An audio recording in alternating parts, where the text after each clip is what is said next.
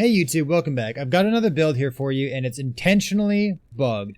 I wanted to play this bugged build because I know someday it's going to be fixed and I wanted to have the experience of playing it firsthand. I wanted to demonstrate what the bug was on stream, what the bug looks like. I call this build the forbidden build because it's kind of busted when you think about it. Before we talk about the build in and of itself, I will say we played this as part of a casual race weekend. We did some softcore solo, playing for 3.5 days, pushing as far into the arena as we could.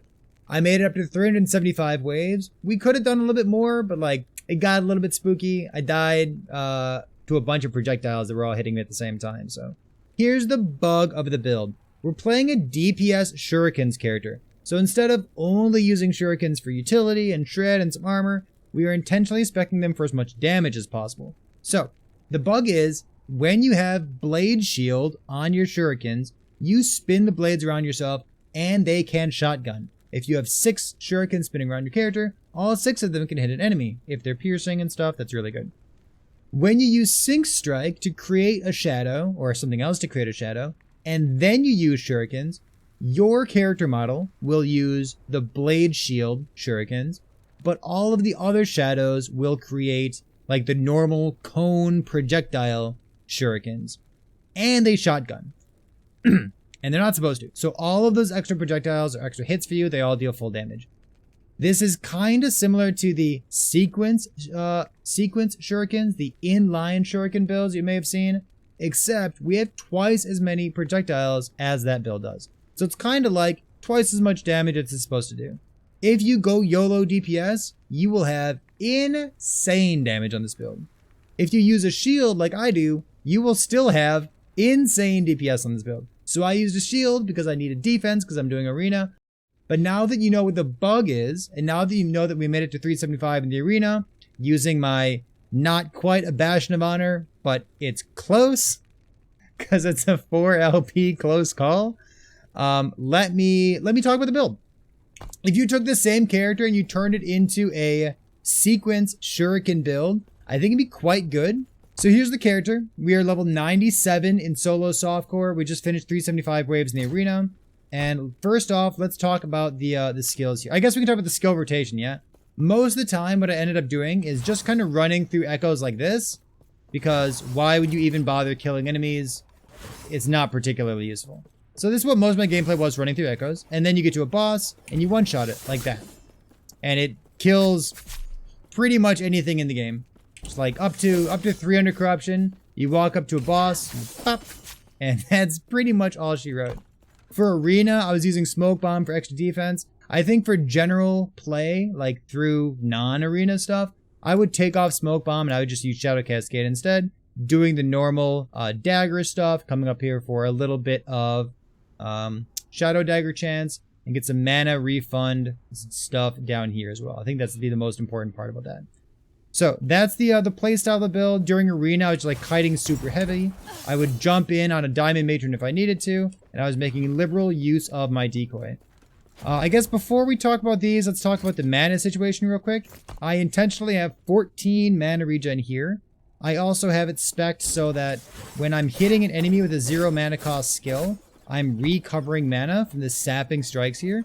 And I think putting 2 or 3 points into this felt quite good, just to make sure that in an arena situation, if you can use your skills, you have a ton of player skill. You can dodge things with iframing stuff with shift. You can smoke bomb to get an extra silver shroud to automatically dodge the next hit. You can put down a decoy to juke your monsters out. As long as you have mana for your skills, the build is very, very tanky because you have so much mobility, because you have silver shrouds, because you have dodge, because you have 83% dodge whenever you shift, because you have 64% armor. It's actually about 52. We're in a lower level zone right now because this is 47 instead of 100. But we're about 52% armor and about 80% dodge whenever we shift there.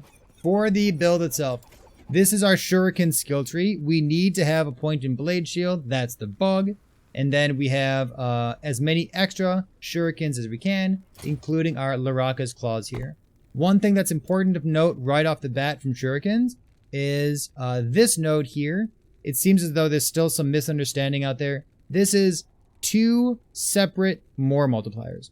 I know it's worded poorly. I know it doesn't look like it is, but we've tested it, and it is, and the devs told us, and it is. This is 2 separate 90% more damage multipliers, which means this node is absolutely insane. So put 3 points in it. We're going to have a little bit of poison coming in from our Laraka's Claws, and a little bit of bleed coming in from things like Crimson Shroud, from weapon suffixes, and then from our skill tree. We'll have a little bit of bleed in here as well. So that's Shurikens, that's the bug, and that's how we're building this character. I've got +3 levels of my Shurikens, and I actually dropped a tiny bit of damage to put 3 points into bladed armor, because having this amount of armor, so I've got like, what, 7? 1, 2, 3, 4, 5, 6, 7, 8, 9. I've got 9 Shurikens spinning around me, and this is 30% increased armor for each Shuriken spinning around you. This node's insane. So like, even though I'm playing a DPS Shurikens build, I'm still putting 3 nodes in this because I have +3. It's awesome. It's so good. Oh my god. All right, next up, we have Sync Strike. We are trying to create a bunch of shadows around, and then we want to shotgun with as many of those projectiles as possible. We basically want to face plant on the enemy like this to get maximum damage there. If the enemy's model is bigger, it's much easier. If the enemy's model is smaller, it's a little bit harder, but you'll know the sweet spot because the enemy will die instantly. Going back to our skills, we have Sync Strike. We do want to have as many shadows as possible. We're kind of like a Shadow Cast or a Shadow Dagger build. So we have a little bit of Shadow Dagger here and a little bit of Shadow Dagger and Umbral Blades, though it's not the point of the build. We're not scaling it with affixes. We're not scaling with idols. So as much mana efficiency and as much crit vulnerability as possible, because we don't build crit anywhere. We only use crit vulnerability to cap our critical strike chance because we have so many small hits in our build, like most Blade Dancer builds. So with none of our gear here for mana efficiency, you'll see that our Sync Strike costs us 62 mana, which is huge. 62 goes down to 45 once we put our gear on. We have tier 5 mana efficiency here, 14 out of 16, and 12 out of 16 for our mana efficiency idols, and then nothing on our helmet. And that feels pretty good. If you are also speccing your Shadow Cascade will give you a little bit of mana down here as well, which is nice for like a tiny bit of a refund mechanic there. So we talked about Shurikens, we talked about Sync Strike. Let's talk about the other DPS skill. We have Umbral Blades. This is just something that we're proccing off of Shift, and we're proccing off of shadows being consumed and leaving little spinning boys in the ground. We are a throwing damage build, so why not scale some extra throwing damage? We have a dagger in our hand, so we get to use this node too. And these just like stay behind us, help us apply ailments, do some very good damage. And yeah, I don't think you would ever drop this here. If we had 6 skills in this build, you'd go Shadow Cascade, because come on, why? Who doesn't want 6 skills in the build? For our shift, we've got some pretty normal looking stuff here. We don't have Shurikens here because we're casting them manually on right click. We have 5 points into dodge for dexterity. We go to 80% dodge whenever we shift. So we're on a 2.7 second cooldown. So every pretty much 1 second, every 2.7 seconds, we're like 80% dodge, which is very, very good. We have some extra kill threshold up here because I have some extra skill points from not having to spec Shuriken node. Last up is Smoke Bomb. If you're going for like a generic like mapping or boss killing kind of thing, yeah, even for boss killing, I want Smoke Bomb, but for most Echo stuff, just Shadow Cascade would be better if you want to flip between the two. Shadow Cascade, we talked about how you'd want to spec that if you wanted to. Just some extra damage, a tiny bit of extra Shadow Dagger. Let's talk about Smoke Bomb real quick. For me, Smoke Bomb has a couple mandatory nodes. You want to come to Dust Shroud frequency as much as possible to get as much tankiness as possible for those glancing blow chance. We always spec 1, 2, 3 down here for the Silver Shroud. So every time I use this, I automatically dodge the next attack. It's oftentimes very helpful on boss mechanics too, or just like big targeted one-shots that you want to stand in. We have as much duration and as much AoE as possible, and a tiny bit of extra bleed chance, which is good for proccing that extra node in Shurikens that we talked about, and then also less damage over time taken. From there, you fill in the rest of the points, a little bit of slow, a little bit of growth speed. Sure, that's fine. Let's talk about this next for a mastery. We oftentimes have many points in our base rogue class because there are so many good things to take. We don't need too much haste because we're pretty fast to begin with. I feel like just having the extra nodes in momentum is pretty good, but listen, if you got more points than I do, just put them into haste. Haste feels so good. Damage per movement speed, chef's kiss. We grab as much attack speed. We have a bunch of dodge rating. Flat dodge is very important. Pretty much every blade dancer oftentimes has enough percent dodge, and if you're lacking something, it's probably flat dodge. So getting some extra flat dodge is always very nice. Glancing blow nodes, obviously, and then this node, we were trying this out. It's not important. I'm not going to dual wield, and I don't want you to dual wield. Because dual wield, that makes you take more damage, and who likes that? We talked about the importance of this. It gives us a little bit of mana refund whenever we use our 0 mana cost shurikens. I guess another thing to say about the 0 mana cost shurikens is I'm using this suspicious ring over here. It has -4 to the throwing cost, and our shurikens are 4. If we use a normal ring that only has -3 on it, a -3 ring would mean that we need to put 1 more point into scintillant steel here to make sure that it costs 0. But this is the best ring that I found that has a -4 exalted prefix on it. So because I have that extra -1 there, I could drop 1 point out of this node here and just stretch a little bit to get the armor in my build because I want it to be as tanky as possible. I'll talk about that more in the gearing section, I think, too. Going back to this, we talked about the base mastery. Marksman, we have no crit, and we want as much crit as possible. So this crit vulnerability is going to help us cap that out. And then 5 points into crit avoid, because gearing stinks, and anything that makes your gearing a little bit easier is a nice thing to have here. So that's why we have these points here. The crit vulnerability is super high value for us. Going into the Blade Dancer skill tree, we are a throwing crit build that is not dual wielding. So there's only so many things we can actually pick up. We're not a melee build, so we don't get to use things like Veil of Night, but as much defense as we can get, a couple flow nodes down here to periodically get some throwing attack speed, and some melee physical damage. Health gain on shadow creation is a ton of health. For us, it's actually like maybe a third of our health pool that we regain instantly whenever we click our W. So nodes like that tend to be pretty good for us. A lot of our damage does come from shadows too, because all those 4 shadows are shotgunning for us, which is great. And then we skip everything else because it's all garbage. Melee, melee, melee, melee, melee, melee, melee, melee, melee. This node, we always put 1 point in here because Silver Shroud is busted. We like to take no damage whenever possible. We have 5 points here, 5 points here for crit vulnerability and crit multi. So these nodes are super, super strong for us. I have 5 points in Armor Shred and Armor Shred Effect because I wanted some extra deeps. These nodes aren't super OP, but I think they're good enough that it merits a position. If I didn't want to put these 5 points, I'd probably put them back into the base class, just picking up probably 5 points in Steady Hand, or maybe just rounding out the rest of my agility here. But I think these nodes are worth keeping. 1 last point into Shadow Damage plus 1 maximum Shadow, so that we can do like these kinds of things and have all of our shadows using our Shadow Cascade in case we're trying to scale that damage. It's a nice little 1-pointer.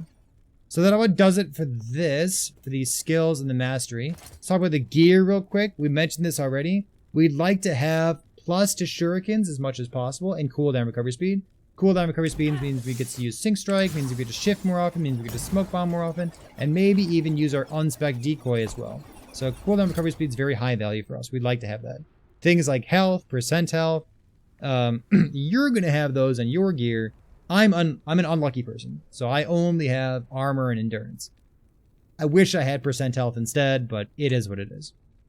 For the chest piece, we do need the mana efficiency with Sync Strike as much as possible, and then vitality, health, and then the last suffix could be flat armor, percent armor, or if you're unlucky like me, some other throwaway stat like elemental resistance. For our weapons don't matter too much, but we need to use a dagger so that Umbral Blades applies a shadow dagger on hit. So we're going to use a Chris because it has big crit multi, which also applies to our throwing attacks. Crit multi, physical damage, bleed, chill are both very good. Chill is nice because it's going to slow down enemies' attack and cast speed. Then we can get slow from our smoke bombs. We got like a little bit of CC, tiny bit of crowd control there. Bleed is going to help us get the bleed stacks for our shurikens from this entry points node. We don't need poison because Laraka is going to cap that poison stuff for us. Gives us a ton of poison. For our shield, Bastion of Honor, because it's the only shield that exists. Or if you're super unlucky like me, you can use something that isn't Bastion of Honor. So, feels bad, man. Belt. You probably want something that has 4 affixes on it, but realistically every belt in the game that I use ends up looking the same. Percent health, hybrid health, cleanse, and then whatever your DPS prefix is will be the last prefix on your belt here. We need flat damage, and we need that -3 affix to make Shurikens cost 0. So as much of that -3 as possible in the flat damage. We are a Fizz crit build, and we're using Fizz Shred. You could use a prefix here for, I guess first things first, you could go Dexterity and then use Morning Frost and then be like a Fizz and cold damage build. Another option would be, instead of putting the % Fizz damage prefix, you can go for like fire damage with a cursed prefix, which would give you even more throwing damage. It's like flat fire damage, and then you take % increased fire damage. But I wanted to keep it nice and simple and then just have as much % as possible. So I think this is a pretty good way to go. I didn't do anything too spicy, but I mean, my damage is totally insane. I'm intentionally playing a bugged build. This is what we ended up going with here. Raka is best in slot. It's basically made for this build. There's nothing more to say there. Get some LP, get some hybrid life on it maybe. For the boots, I don't think there's anything better than just like nice rare pair of boots. I guess it's interesting to note we're not using Solarum Greaves. We want Fire Res implicit on our relic here. And then we want a Cold Res implicit on here. And then the Lightning Res would come from Laggin. So thinking about like where your affixes come from, where your base types fill in your resistance for you. We are not a Lightning build. We don't really need anything from Laggin. So the Laggin blessing could be Lightning Res, Cold Res here, Fire Res here, and then a tiny bit of elemental resistance, and that caps everything for us. So that's the idea behind this kind of itemization. Let's, I guess we can talk about the amulet too. Crit multi, mana regeneration, this kind of thing. Whenever I play a dodge-based build, I like to have a % dodge rating somewhere. So % dodge rating, it's called Of the Fox. Fox rolls on amulet, body armor, belt, boots. I would not want it on my belt because I want hybrid life, % life here. I don't really want it on my body armor because the flat life rolls so high, and I also want % life. So when I put % dodge somewhere in my build, I either want it on my boots or I want it on my amulet. I want one of those two spots here. Because I'm also thinking about like, okay, where do I get frailty? Where do I get armor shred from? So those things are always going on in the back of my mind for my utility DPS suffixes. Cool. Let's talk about idols. We talked about the 2 big ones already with the sync strike stuff here. The rest of this is just life and res, whatever you can get. You might consider using a 1x3 like this. Shadow Dagger effect is not great for us, but you could get something with like health. You can go like, you know, % health and armor shred effect, or armor shred duration, or % health and elemental resistances. These 1x3s tend to be pretty good for a rogue build. But for us, we just have health % health, health lightning res, health Ellie res, health Ellie res, just to make the rest of our gearing a little bit easier. And getting that res in somewhere is pretty good. So that's what we intentionally did. Let's go to blessings next. I always like using this view when we talk about blessings, because this is how I think about it mentally. We could get crit multi. We have so much crit multi already. Let's see what I guess, do we have any throwing crit multi? Yeah, so we have 108 throwing crit multi here, and then nothing on the skill. So what is our crit multi actually at? Our crit multi is 441, and then it's about 100 higher than that. So it's like 550 or so. Yeah, like, so we could get like 580 instead of 550 by getting a crit multi blessing from the Black Sun here. I'm like, yeah, DPS is good, but I don't have any leech in my build right now. So I chose this to be % leech because I like being nice and healthy while I'm running around, especially in arena. This should be lightning res. I ended up capping lightning res in other places, so I just did stun chance instead. We have enough crit avoid on our gear, and then we have crit avoid from marksman that we were able to cap our critical strike avoidance so that we could get elemental resistance here, which makes my life easy so that I can actually get res on these stupid blade dancers builds. Blade dancers and marksmen are so hard to cap all of your suffixes, getting all your res, getting your endurance, getting your crit avoid, getting all that nonsense. So For Age of Winter, we're a Fizz build, so we want as much Fizz shred as possible. Not only for Shurikens, but also for all of the other things that we do that hit. For Age of Winter, we have a bunch of percent armor coming in because we're using bladed armor and the percent armor from Shurikens, that one node that I really went out of the way for. So getting a bunch of flat armor from a blessing like this is very, very high value for us. So that's the idea behind the build. About sums it up. So like this, we intentionally played a bugged build so that I could know, you know, firsthand how much damage this thing does, how it feels to play. And like, it's going to be nerfed at some point because it should be nerfed. It deals twice as much damage as it ought to. But honestly, I tried the sequence, the inline shuriken stuff, and like, it still feels good, right? Like, it still deals a ton of damage. And like, I don't know, man. Like, if you're into this and in the future it's been nerfed, just take this node instead. My one complaint when I tried this out, just like to test it out, get a feel for it. My one complaint here was that this node, when you're throwing shurikens in a straight line, it's so narrow. It's like, it's the tiniest little hitbox. It's like, well, all right. I guess I understand why I don't really want to do this kind of thing. But this build gets around it because we have a million shurikens shooting out. You can always drop by Twitch Live, twitch.tv/PairThePig. Almost every single day we're playing some Last Epoch here. But like always, thanks for being here. I appreciate it. I'll see you next time.